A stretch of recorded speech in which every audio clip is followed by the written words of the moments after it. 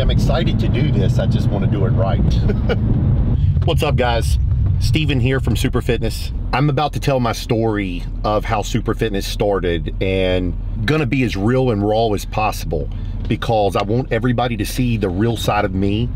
We're about to go by my first facility where Superfitness originated, and it's crazy because this started in 2006, and I can tell everybody it was a long, dark, lonely road during this time. So I'm excited to showcase this. It dawned on me today, I was like, shit, I've never really told the story online of how Superfitness started. Most would not believe some of the shit not only I've been through, but the people I've met, the people in my path that was part of my journey, how my wife came into the picture, just so many things. So here's the good thing.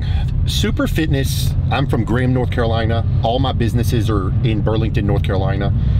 Superfitness is all within a 15 to 20 minute radius of where it all began. So I'm gonna take you on a path, and we're gonna drive by some of these places today to showcase them and let you see where I started going on 17 years ago now, and how everything began. And I'm excited for you to see it. Yeah. And it's really crazy to me that I've never really put it out there, you know what I mean? Yeah. It's hard when you get in front of a camera, but I want people to know how Superfitness started, the struggle behind Superfitness, the struggle behind the man.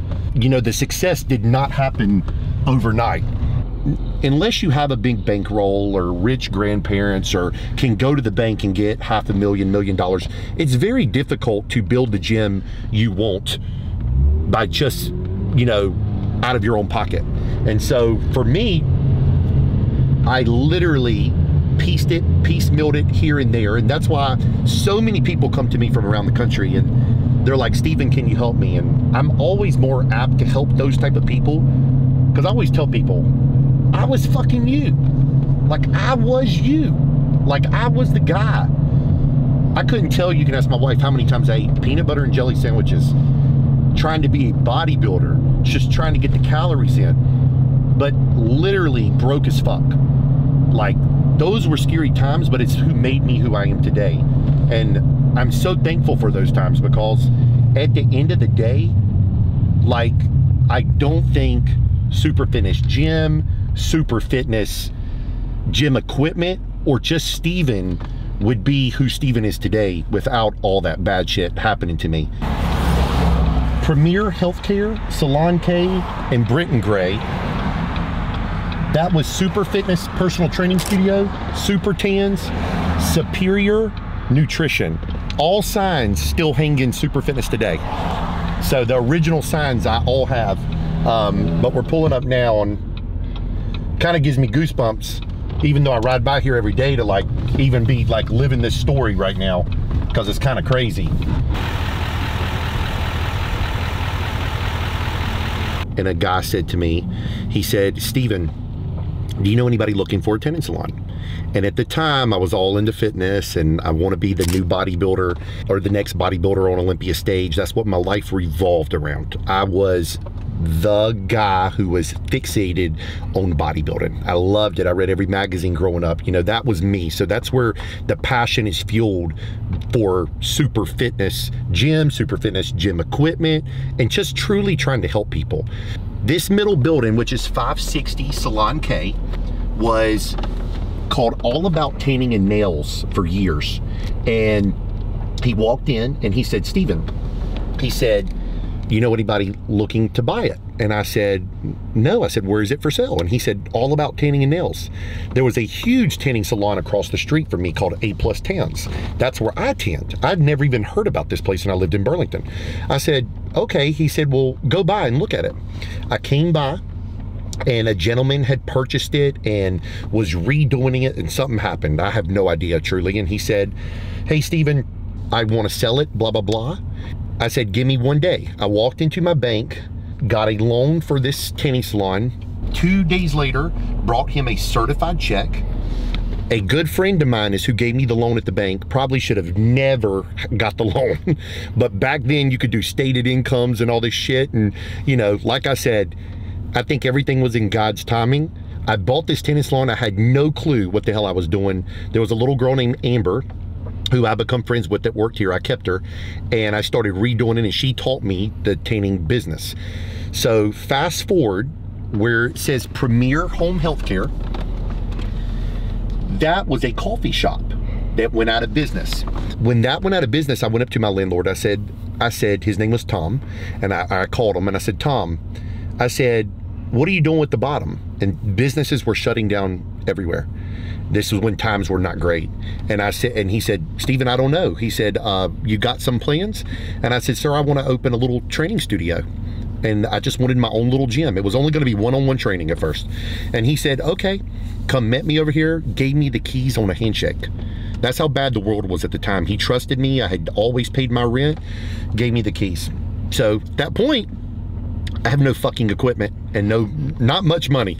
I find this gym in Georgia, somehow online. I don't remember. I don't know if it was eBay or what. Basically, I call the number and the gentleman is selling his gym to Gold's Gym. Basically, Gold's is taking over the building, but not taking the equipment. And I said, sir, I said, I don't have much money. How much are you asking for your equipment? And he said, well, how much money do you have? And at the time I could get my hands on, I remember, like around $10,000, which, just so everybody knows, does not buy shit. Even back then, it didn't buy shit. He said, do you got anything to trade? He was in a rock and a hard place because he had to get the shit out. He didn't want to store it, blah, blah, blah. I grew up using Body Masters and Hammer Strength equipment. That's what I wanted. That's what he had. I had a motorcycle that I had purchased since 2002. It was a GSX-R 750. Yellow and black, and I'd put about $20-some thousand in this motorcycle. It was like my every paycheck, I'm working for a car and motorcycle, young and stupid. He said, I tell you what, buddy, he said, you bring me that bike and your cash, and I'm gonna give you that in gym equipment, because my equipment's not worth what I paid, but your motorcycle's not worth what you paid. I'm like thinking about it. I'm like, holy shit. I'm like, okay. I convinced a buddy of mine to load his pickup truck because I didn't have a way to get the bike to Georgia. And we go to Georgia, we go in and we pick out all this equipment, we work a deal, and I realized something. I have no money to pay the semi-truck to get back. You talk about like rude awakening. I think it was around 1,500 bucks. I went back and I found a credit card. I swiped the 1,500 on a credit card. The stuff gets here a couple days later, and I'll never forget it. This parking lot, you can see, is super tiny, and you can see how packed it is. We parked that semi truck right in the middle of here. Every neighbor is fucking furious. We didn't know what the hell they were doing. I called every friend I got, and we had no lift gate and a single door to get the equipment through. So this was a fucking nightmare. So it took several hours. We unloaded everything on the sidewalk right here, and then we had to unbolt everything to get it through the single door. Next thing I know, this building goes out of business. This Brenton Gray, whatever this is now. This is where, guys, I'm in a catch-22, and I'm trying to be as real as possible with you. I am broke as fuck. I'm too hard-headed to fail. I say to myself, I'm like, okay, maybe go bigger is the way to go. Well, how the fuck do you go bigger if you have no money? So I called Tom again, landlord, and I said, Tom, what are you doing with this building? We were just a little too small. So my goal, I was like, okay, I'm gonna do 50 private memberships on a 24/7 access. In 06, 07, this was kind of like almost unheard of. People were doing it, but not anywhere like a small town that I knew of. So I said, okay. He said, Stephen, what do you want to do? I said, I'm gonna make the gym bigger. And he's like thinking I'm crazy. He said, well, how are you doing? I said, not good. I'm being honest as possible. My mom, my dad, everybody thinks I'm crazy, but they support me. They just, you know, nobody sees my vision really. Take this building over again, handshake agreement. The man gives me the keys. I never once, except for the original top, I never had a lease on these buildings. I come from the Greek world that a handshake's everything, and you don't fuck people. So it's like you pay somebody, you know, so hell or high water, I was gonna pay that man because he took care of me. I realized real fast, I don't have enough equipment to do what we're gonna do. I had sold a few pieces of ellipticals and stuff like that to clients. I'm like, hell, I'm gonna start buying equipment to resell, but use it at my own facilities. I literally gut these 3 buildings right here. This was Superfitness Personal Training Studio, Super Tans, Superior Nutrition. I'm the one who made all the doorways through them, so I connected them. Just so everybody knows, and this is not the way to do this, we worked from about 9 p.m. till about 3 to 4 in the morning every night, me and friends and a guy named Jeff Perry, to make this happen. We did not do it the right way, so I'm not suggesting people do this. My dad always said it was called making chicken shit into chicken salad. You got to do some of the things that you got to do. We busted through firewalls, all this stuff. Well, when we were done, the place was amazing. I had about 8,700 square feet total, upstairs and downstairs. Right there, there was a mag lock on this door that was, the gym went all the way around to the back of the building. It was the first around here 24/7 swipe card access. People thought I was fucking nuts. They were like, what, 24/7 gym? I had seen this in other cities. I had done 2 years of research. I had bought a software because nothing was web-based back then, and I owned that software for 15 years up until recently. It cost me about $12,000 back then. I financed it, and that was the 24/7 software that ran this gym. I started trickling in member after member, and then I started going around getting piece by piece for Superfitness gym equipment from mom and pop gyms. And I would go buy 3, 4, 5 pieces, put them in this gym, resell 2 of them. The whole story is crazy because I then realized very fast, I'm like, okay, this gym equipment could be a viable business. And it's something that I was super like nerded out about because I'm very into equipment. And I'm very also passionate about helping people. So in 2008, I met my wife, Amber, which was then my girlfriend. Within the first 6 months, she was like, what the hell do you do? She's going around every weekend almost with me, or sometimes during the week, and we're going pickup truck and trailer, city to city to city, buying equipment. And she's like, Steven, there's so many people that want your equipment. Why do you not do this for a business? And I really always just thought it was a side hustle. Craigslist was a big deal back then. Not so relevant now. I would start with 1 ad, 2 ads that led to 10 ads that led to 20 ads. So at one time on Craigslist, I had 14 different accounts, and I would post minimum 50 ads a night. What people don't realize is I would wake up in the morning and my phone would probably have 20 missed phone calls. Started out, I would work till 2 o'clock in the morning, then 3 o'clock in the morning, then 4 o'clock in the morning. So I was literally waking up probably by 7 o'clock, 8 o'clock at the time, going on 3 to 4 hours sleep because I had to work at the gyms and I was still doing the nightclub and stuff like that. The more you put into something, the more you get back in return. So I had started building a small name for myself really up and down the East Coast by literally just posting on Craigslist. I would always tell a very in-depth story of where the equipment came from. Sometimes I had got pieces of equipment out of a mom and pop gym that the gym had been there for 20 years. I would tell that story. I feel like if you convey a story, it's really impactful. And I'm hoping when people listen to my story, they're more impacted and just know that things can happen, truly. But you got to put the fucking work in. I literally sold every nice car I had back then to get a piece of shit F-150 pickup truck who I bought from my buddy Mark. There was a sheriff's office repo and I bought it for $3,000 to have my own pickup truck because it's all I could afford back then. And I went to my buddy Tim Spears, who owns a big trailer company, and I bought my own little trailer finally. It's called making shit happen. You got to do what you got to do. So what I was doing every night was doing these ads. This was 7 days a week. You can ask my wife now. She would think I'm crazy, but it worked. And my goal was to literally sell 1 or 2 pieces a week. 1 or 2 pieces a week turned to, okay, I want to sell 1 piece a day. My goal was to make $100 on 1 piece. You know, that's a lot of work. You got to go get the equipment. I was refurbing the equipment. But my goal was, if I'm already working on in businesses and I make an extra $100 a day, cash money, that was huge to me, huge. Okay, 1 piece turns to 2, 2 piece turns to 3. Well, fuck, what about if I can sell whole gyms? What can I do? So I start building a little name for myself, and now I'm gonna take y'all to my other gym, where my gym is located now, where I got really my first storage unit that was not my garage.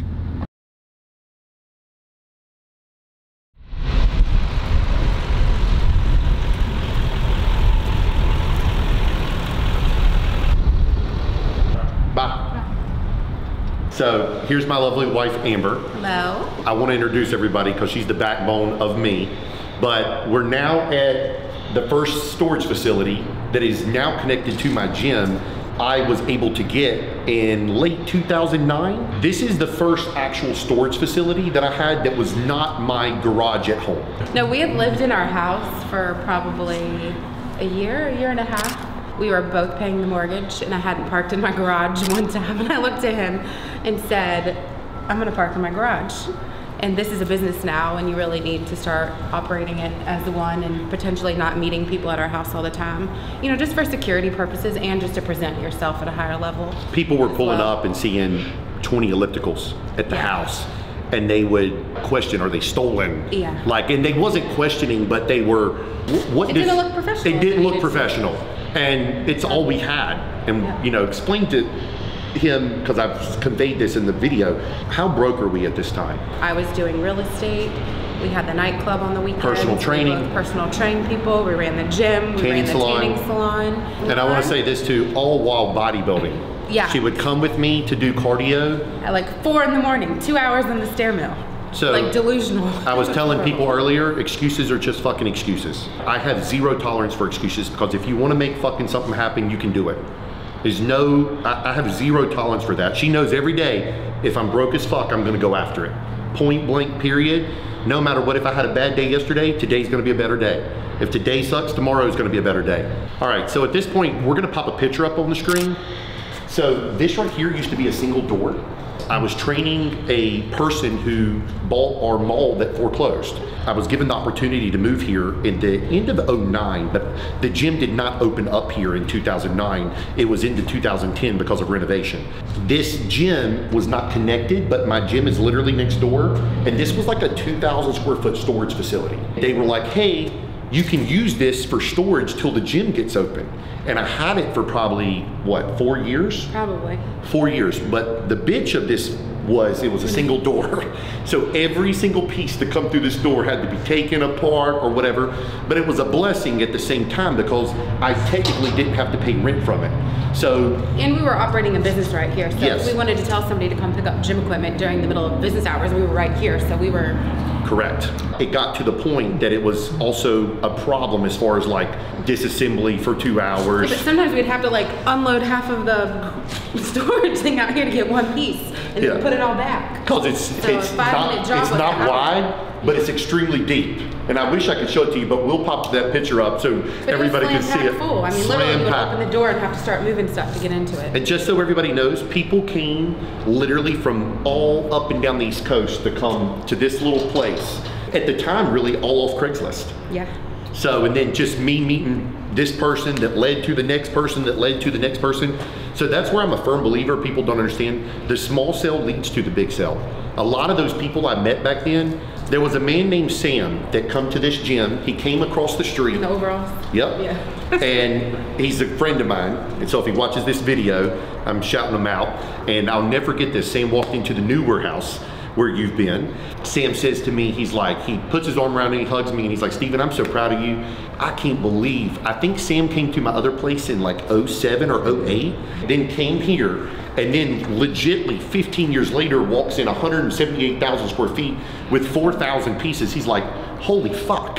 He's like, I mean, it is overwhelming for people who's known me a long time to see it. Your perception of it at first was like it's a side hustle?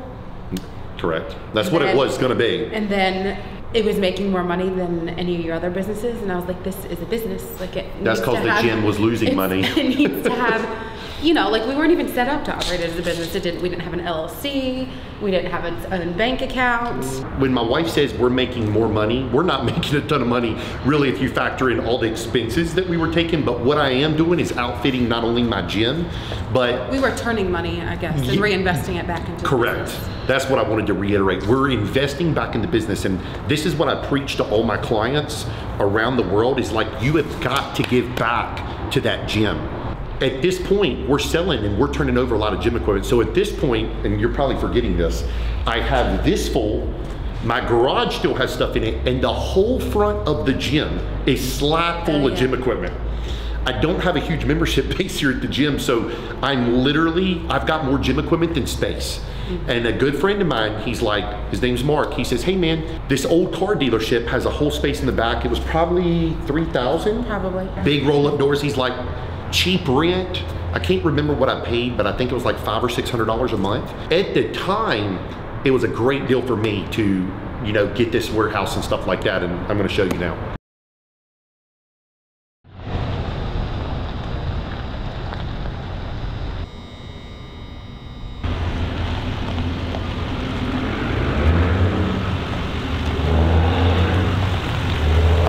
Oh, they partitioned it off now. Holy shit, but you can see him. There was 3 working lights in there. I'm here at what was really my first bigger warehouse. This is actually a pretty big, I'm thinking this is about 3,000 square foot. I'm not exactly sure. This is mid 2010, 13, going on 14 years ago. Long time ago. So at this point in time, I have the warehouse where you just went, that's next to the gym. I've still got some equipment in my garage. I have 2 big Cardinal self-storages, and this is the first, what I call big one. And here's what I want to convey. I was so fucking excited about this building.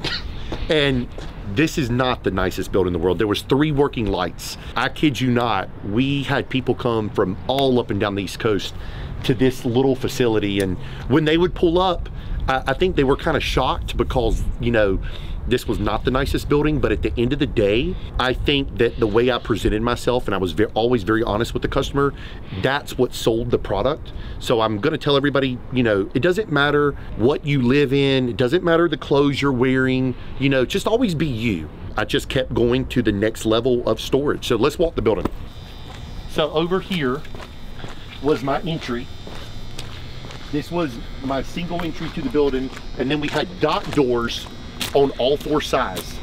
This thing, the roof leaked, 3 working lights, it was like pitch dark.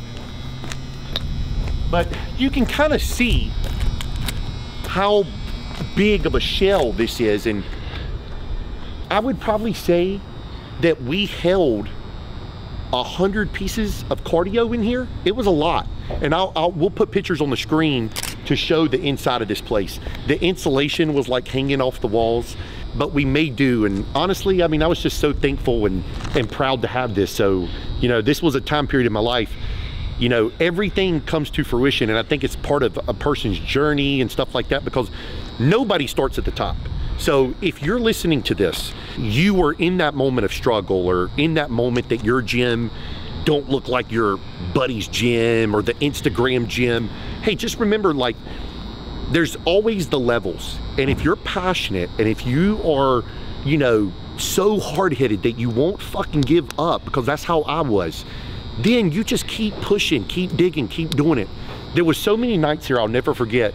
Me and my right-hand guy, Bryce, we would work all day, because this, remember, at this time period, this is not technically full-time for me. And so we're working, and then after work, we would come here. We would literally be sanding and painting equipment outside in the pitch dark to make shit happen. So follow me. We're gonna go to my next location, which was called BMOC. It's an outlet center, and this is where I got 6,000 square feet. I'm now taking you over to more of a retail space that is around 6,000 square feet in a much nicer complex. And I had envisioned a place to bring the customer, have more of a retail curb appeal and stuff like that. And I called it Superfitness Corporate Office. Fucking working so hard. I'm working 100 hours a week. I've got some of my best friends now helping me. Once we get over here, it's like, wow, it's like an aha moment. I got this building for, I think it was $900 a month, and it had no heat, no AC, and that's why the rent was so cheap for the amount of square footage. Never forget this. Some of my best friends, they wouldn't make fun of me, but people would ask me, like, why do you sell that old junk? Like, and things like that. They thought I was just crazy. I don't want to say people threw dirt on my name, but they were just didn't understand it, didn't understand the vision. What somebody thought was junk was something that I was very passionate about, because the old Nautilus equipment, the old Nebula, the old shit is what I loved. It's what I grew up using. The Body Masters, version 1 hammer strength. You know, I had used this shit since I was 12 years old. So I was like, wow, why would somebody think that I'm selling junk? But at the time period, everything was coming out with innovation. Gym equipment was coming out with the new curvature tubing. And so what I loved didn't have the new look. And the old look was the big square, the square tubing. And it's funny, now that we're shooting this video, this is December 23. So almost 2024. So now all the shit that I had thousands of pieces of over the past 15 years, that's what everybody wants again. Let's just say I made $1,000, I went out and purchased $1,200. So I was constantly almost in the negative because I'm just reinvested in the business. I'll never forget, I bought my first dolly, and my good dolly was like $400, and that was a lot of money to me. So at this time, I've got a pickup truck, I've got a trailer, and right now is when I find online, I had saved up about $10,000, and an older gentleman, he was like mid-70s, I think. He was selling a lime green Chevy 6500 box truck with a Maxon liftgate. I'll never get it. It was low mileage for what it was. Me and Bryce, who's my right-hand guy, drives to Raleigh, picks up this truck for $10,000. And here's a funny one for you. I'm so happy, I'm so proud. I'm broke as shit. I've spent every dollar, but I own a box truck. Mind you, I have no clue how much the insurance is on a commercial box truck. And I get to my house, I'm scared to death to even drive it. Bryce drives it home for me. So he parks it in my driveway. Well, I'm so excited, I want to show my parents. So I'm like, I'm gonna drive this box truck about 10 minutes to my parents' house. I didn't realize how big the box truck was. This is the day one. It's night, so I can't see. My driveway's narrow at the time.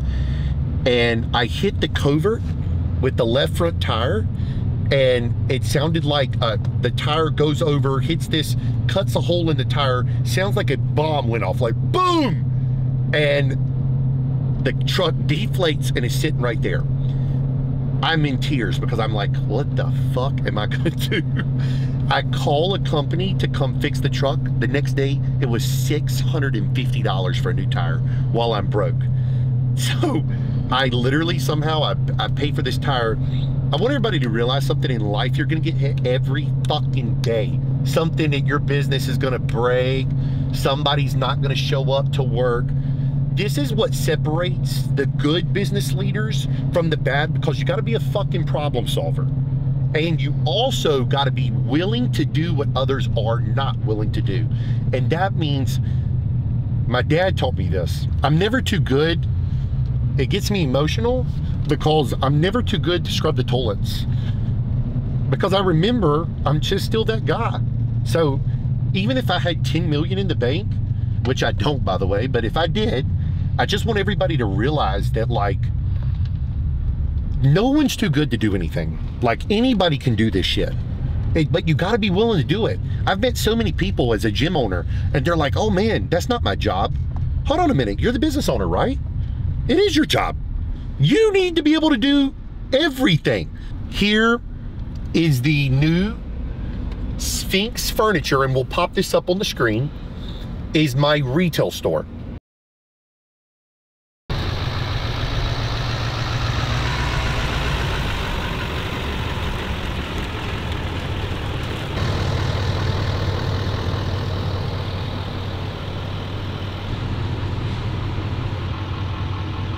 Okay, just so everybody knows, this is the first time in probably 13 years that I've been like in front of here or even looked through the windows. So yeah, I mean, it looks very similar, just so everybody can see. I had a little back where the wall is back there, I had a little back room where we would refurbish equipment. We had done like a makeshift paint booth almost, and we would sand the equipment, paint it, everything in the back there. No roll-up door here, but like no dock, so everything had to be unloaded in the parking lot where my truck is, and then literally picked up and rolled in. There was many nights that me and my wife would go pick up equipment, and me and her midnight, 1, 2 in the morning, unloading equipment. Don't let her fool you, she's a worker. Make sure you put the right people in place, the right partners, and you have their back as much as they have yours, because like without my wife during that time period, Bryce, who will get on a video one day, he's probably kind of shy of this stuff, but those people, even when they wasn't making money with me, were here no matter what. And that's the difference. Sometimes I think what people need to understand is I didn't just do this by myself. You can't do something to the magnitude of Superfitness gym equipment without the right people in place. And I truly think too, it was, you know, part God and faith, because the right people was in place during that time that just made things happen. I truly feel like your destiny's already set, but you still have to do key implemental steps to get there. If you're not willing to go to the next level of life, why is someone gonna promote you to that level? Be a good person. Be faithful to your customers, to your business, to your wife, to your friends, to everybody. So what I wanna do now is we'll get in the truck, and I wanna tell the story of how my big warehouse where I was at for 9 years came to play, because literally this whole story is bigger than me. Even this building, just so you know, there's a guy that owns a women's gym literally in this parking lot, and he's a good friend of mine. He's who told me about this building, and he said, hey, you know, they're gonna do cheap rent, whatever. So there's a lot of things to this story that I would not be in certain places without other people helping me along the way. So let's get in the truck and we'll go to the other building. My first bay of this warehouse was around 18 to 20,000 square feet. And what had happened was, shortly after I moved to where we were just at BMOC, I bumped into a buddy of mine who's known my father for years, named Scott. And Scott says, Stephen, you know, I'm selling gym equipment, and a lot of people by this point have heard that I'm selling gym equipment. I've got a box truck wrapped in Superfitness gym equipment and stuff like that. And they're like, you know, he said, hey, if you ever need some space, the place beside me is for lease. Well, what had happened was they had took this big warehouse and made it basically into individual storage facilities, and they were, I think, 5,000 square foot, and the biggest one was up to 20, which was the one available. And I said, Scott, I said, I don't know. I said, you know, what's the rent? And at the time, it was like dirt cheap, like $2,000, $2,500 a month. At the time, that was super cheap for the rent. And I was like, by the way, no bathroom, just lights, no AC, no heat. This was straight warehouse, but it had dock, and that's what I needed. And so I'm like, hey, I'll come by. So he gave me the guy's number that owned the building. And I said, I went by there, and I told the guy, I said, man, I said, I've just signed a 2-year lease. And I said, that was like, I think 6 months earlier. So I still had a 1.5 years left on that one. So at this point in time, I got out of Cardinal Self Storage. I still had equipment at the big building that we were at, the gym, BMOC, and now I'm going over here looking. And the guy tells me the rent, and I said, man, I said, I'm gonna be honest with you. I'll never forget this. I said, sir, I'm gonna be straight up with you. I said, I just don't think I need that much space now. He said, I'm gonna make you a deal. You know the neighbor. He said, if you want it, he said, you take up this little corner, pay me $100. You fill it up, you pay me the full rent. No lease. This was no paperwork. This was a handshake agreement. Amber, I was like, you're not gonna believe this shit. I said, I wasn't even looking for it.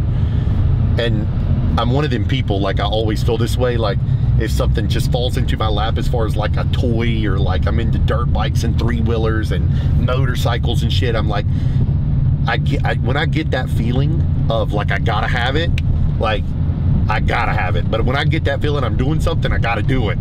So anyways, I went home and she's like, what do you mean? Like, we're gonna go on the hook. So at this time, I've got the gym rent, mortgage on my house, 3 now, you know, soon to be storage facilities, and we're not even technically a full business.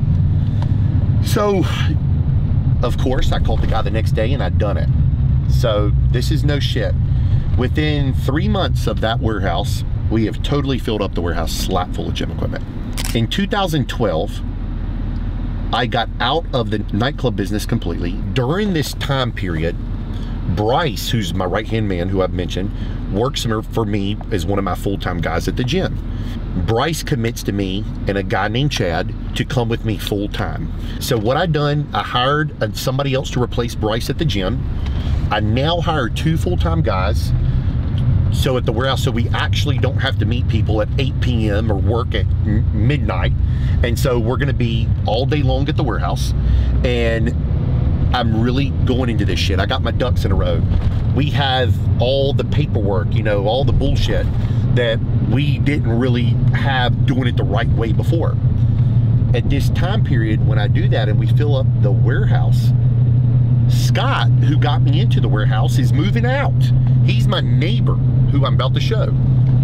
So I go up to the landlord, or I call the landlord, and he comes meets me and he says, I said, sir, I would like to take over his spot. And he said, okay. So now I'm moving into Scott's spot 2, which was probably 12,000 square feet, give or take.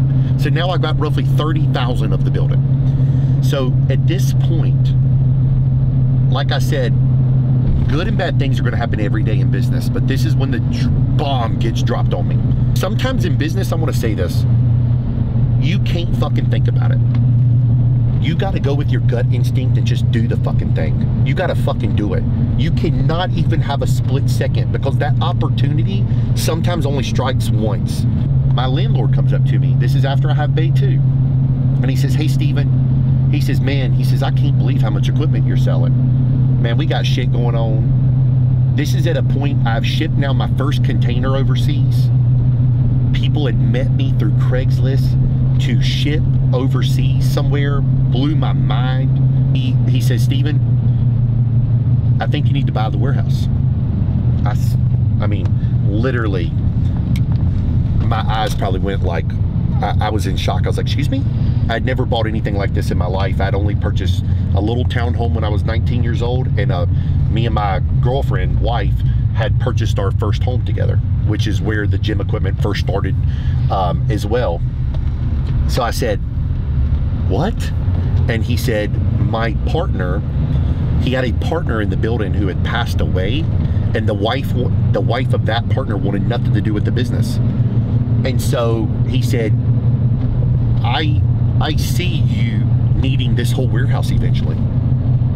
This is at a point in time that I believe so deep, but I think I didn't have the confidence in the business that I had in myself. And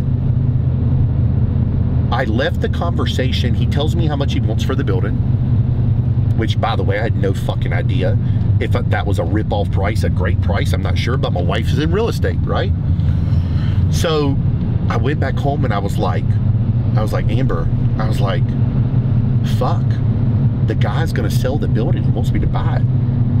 I mean, I'll be honest with you, we're almost in panic mode, because this is like when things are really rolling. Made a name for myself in the business, and like, people are contacting me from all over. I've got my best friends working with me, the group's there, like, we're doing the damn thing. We've got some part-time help now. I got a box truck. I'm looking for a second box truck, and now if he sells this building, I'm out of business. I'm like, what the fuck am I gonna do?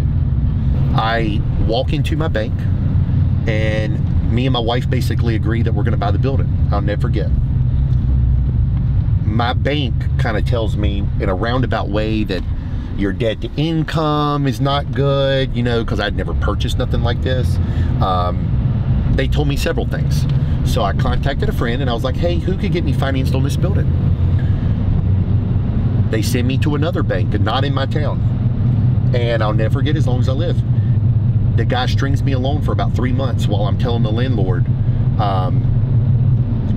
you know, please wait, you know, I was gonna, hell or high water, I was gonna buy this building. Because I knew if he listed it, I may not have that, somebody may kick me out. They may not rent to me, I didn't know.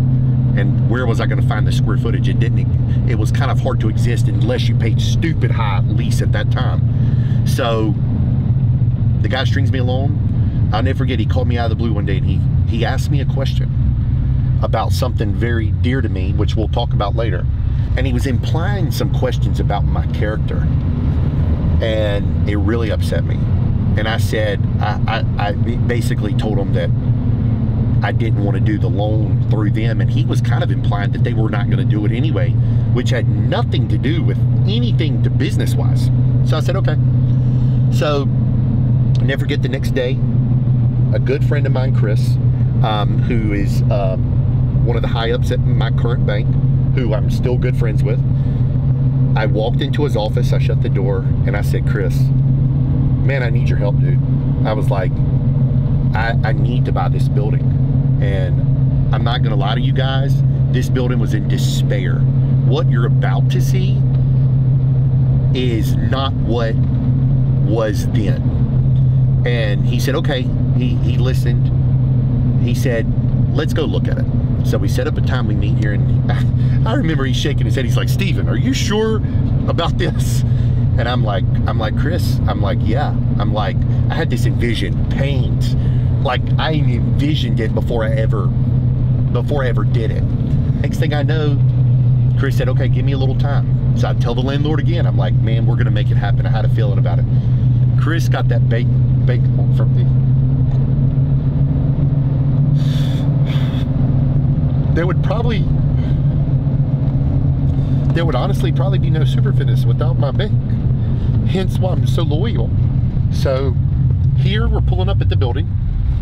And so I don't even know, I bought this building and I sold it in 2020. Everything you see I'd done to the building, and it don't look nothing like I had it, from the automated gate to the carport, or the garage that I built is where I parked. That was the office, and we'll put photos up. But this back building is the first building that I leased. So this right here was, I think, between 18 and 20,000 square foot, and then I had moved over here. So let's get out there. Actually, the doors are open, and I think that maybe we can walk in.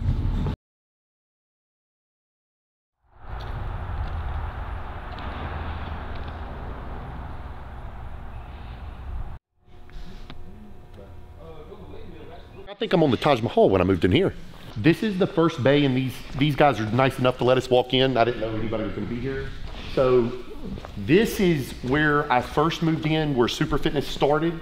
At this point, we'll put a photo up of it empty, but at this point, I literally think I'm never gonna fill this up, just so everybody knows. It was insane to me, and then like I told you earlier, it filled up instantly. So this door right here, you can see, is when I got the next building. All these buildings are connected. So, come on. This was bay 2. This particular bay only had 4 working lights. All these LEDs right here, which obviously is not on right now, they didn't work. So I put all these LEDs in. We heated and cooled the bays up here. You'll see, I'm not gonna go no further, but you see how it went room to room to room? So basically, my office was up top in the brick building, and man, years before me, this had a bad fire in this particular building. So it looked so bad, I had them come in and paint all that black. So you can still see the insulation and stuff like that. But I kid you guys not, this was like the stepping stone for Superfitness. This building was close to 70,000 square foot, and it propelled me. It was able to give me the power to store, the power to buy more, to sell more. I've upfitted so many of you around the world, and it's one of them things where I think that if I did not have the power to store it, that's what it boils down to. And that's where new Superfitness, which we're about to go back to, was so important. So all these things were stepping stones at the time of Superfitness. I'm the one who took this wall down. I was gonna ask you, was it like this all the way up and down? Or Yes. was it sheet? No, it was sheet metal. It was sheet metal. I'll Okay. show you. Okay. So the new place that you're at, are you just equipment, or you actually have a gym in there? No, just equipment. Just equipment. Just So equipment. the gym's in Burlington at Holly Hill Mall since 2010. Guys, I've outgrown this building. Many people now have been to my new warehouse or seen it online, but the backstory of that one, which is even crazier, if you film over here, I had called somebody out to do a expansion, and the only thing that my lot allowed, because I owned 5 acres here, was to do about a 12,000 square foot expansion, 10 to 12,000. And this is pre-COVID, this is years ago. Just to do 3 walls, concrete and stuff like that, was quoted at about $780,000. Then you had electrical, all the loading dock, all the shit. I don't know what it would have costed, probably well over $1 million to do it right. And we were just gonna knock a hole through the building over here and expand, which still, thank God I didn't do that, still would not have been enough space.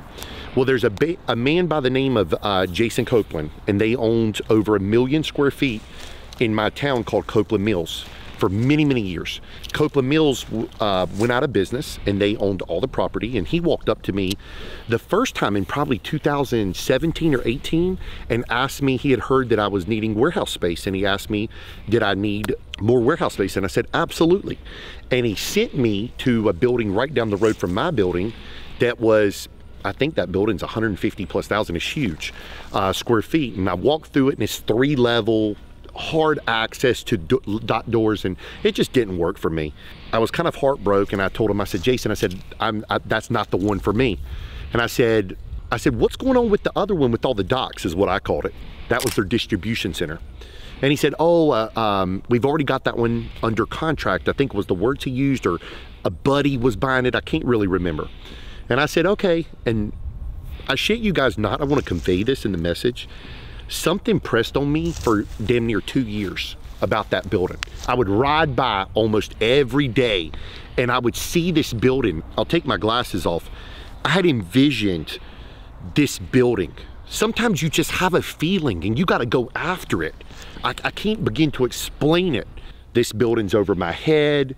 I can't afford this building. I didn't even know the price on it. But it just kept weighing on me. It was like, fuck, I was like getting hit every day or every week with that thought. I would wake up dreaming about it. So out of the blue, I shit you guys not, I text Jason, out of the blue. If you film this office right there, that was mine and Bryce's office for a while. And I'd done a complete renovation and made that office really nice. This building was great. The only problem with this building was we had outgrown it. So I texted him out of the blue, and I said, Jason, what's going on with the distribution center? I was like, I haven't seen anything going on. And he said, my phone almost instantly rang. And he said, Steven, he said, the deal fell through. He had sold the whole conglomerate of Copeland Mills to one guy that basically don't really want the real estate part. They take all the looms and the mill, just all the stuff in there, all the electrical, and they do something with it. His name was Chip, who I'm friends with now. I'm still friends, by the way, with all these people. Jason's still a member of my gym. I'm so thankful for all of them in my life. He said, are you interested in the distribution center? I said, yes, sir. He says, hang on, I'm gonna put you in contact with Chip. So Chip's based out of South Carolina. My phone instantly rings. Well, Jason put us on a 3-way text, and my phone instantly rings from the Chip guy. And he says, hey buddy, nice to meet you, blah, blah, blah, real nice guy. How interested are you in the building? I said, my exact words I still remember is like I'm ready to buy tomorrow. And I said that jokingly because I didn't even know how much you're selling it for. So anyways, he says, well, I'm coming to Burlington tomorrow. Do you want to meet up? Next thing I know, I tell my wife, I'm like, I don't give a shit what you're doing. You got to come to this warehouse where we are right now tomorrow. This guy's driving in from South Carolina. We're going to have a meeting about buying Copeland Mills. And she says, what? She's like, my wife's put up with me for almost 16 years now. So she like knows when I get something in my head, it's like no stopping me. Here we are. Where's the money? Where is this? You know, how are we going to do this? This is right before COVID hits, guys, 2019. I said, we'll figure all that out. So he comes here, we have a meeting. We negotiate back and forth after he left for, I think, 1 or 2 times. It wasn't that big a deal. And we made an agreement like 2-3 days later, had everything in writing. What I had to do to get that building was to do what's called a hard money deposit and then rent back from him, because he still had to put everything in there. So he was gonna allow me to start renovations, but I was not able to store my gym equipment there, which was okay technically, but the rent part's what sucked. But I knew I had to do this to seal the deal on the building. So I was okay with it. So he was allowing me to start renovations out of my own pocket. I did not have a loan yet. I start the renovations on this building once we went under contract, and I'll never forget, COVID hits. We list this building in the market, it's under contract. This is pre-COVID, April of 2020, right after COVID hit, this deal falls through. So now the money, the equity that I had in this building that I was gonna use for the down payment on the other building, literally stops. And you know, I'll never forget it. Now I'm thinking I'm fucking at square root one again. I'm just like, fuck, man. I'm like, how is this happening to me? I'm like, I keep growing. This is at a time, guys, just so everybody knows, that like people think, you know, they see the trucks, the box trucks, you know, they see nice shit, but they don't know what you're doing to get it. They don't know what you've been through and the struggle that it takes to fucking get it. This is not fucking easy. You know, like doing what I'm doing right now is not easy. I'm stepping out of my comfort zone to do this, and by no means I'm perfect, but at the end of the day, if you want to make shit happen, so I shit you guys not, I'm coming down the road. This was March 2020. Something just told me, whether it was God or whatever, just keep pushing, keep grinding. That's my motto, fucking keep going, even when shit's hard. And I'm coming down the road one day right here, and I'm down the hill where we came from, and I'm like, I'm late or something. I'm like, what the fuck is going on? The line was all the way down the road. I can't get to my building. I'm like, was there a wreck? So I'm just sitting, I'm agitated. So I'll never forget this. I get closer and I'm like, holy shit, is that a line to get into my warehouse? We're averaging 300 plus people a day during COVID. I always tell somebody, for everything bad that happens, there's always a positive that comes out of it. So COVID shut down all the gyms. I literally just lost the contract on this building. I've dumped all my money in the other building. I have no fucking idea how I'm gonna pay for shit. I'm just like, okay, I'm gonna work 100 hours a week or do whatever it takes to pay these bills.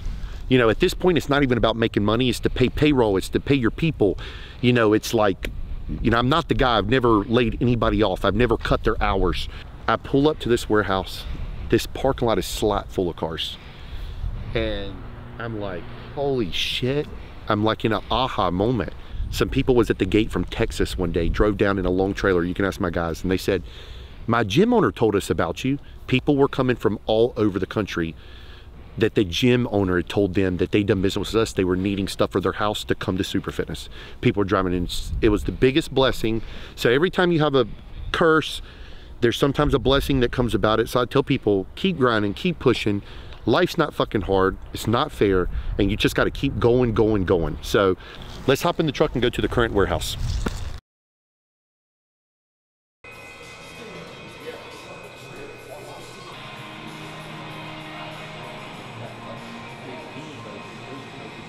So now we're back here at my current building, which is 178,000 square feet.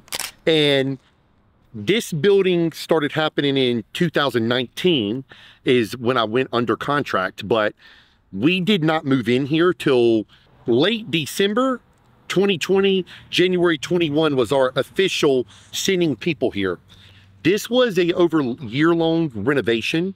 To renovate this much square footage is everything on this building was painted top to bottom, cleaned. I mean, the amount of work, and we can put some photos online up of this, the amount of work that went into this building. And just so everybody knows, any business, we are still this day working on stuff, upgrading lighting, upgrading this. I mean, it's always something to do, but I'm a firm believer, if you want something, Anything and everything can happen. When you accomplish something that you have felt deep inside, I can't begin to explain to you what that does. To me, that's a better feeling than hitting the lottery, because when you've built something from the ground up with your blood, sweat, tears, people don't understand who haven't done it. So I, for one, challenge anyone watching this video, get uncomfortable being comfortable. Guys, if you enjoyed this video, please like, subscribe, share. Feel free to ask any questions in the comments. I'm an open book. I hope this lights a fire up your ass to go do something that you're passionate about.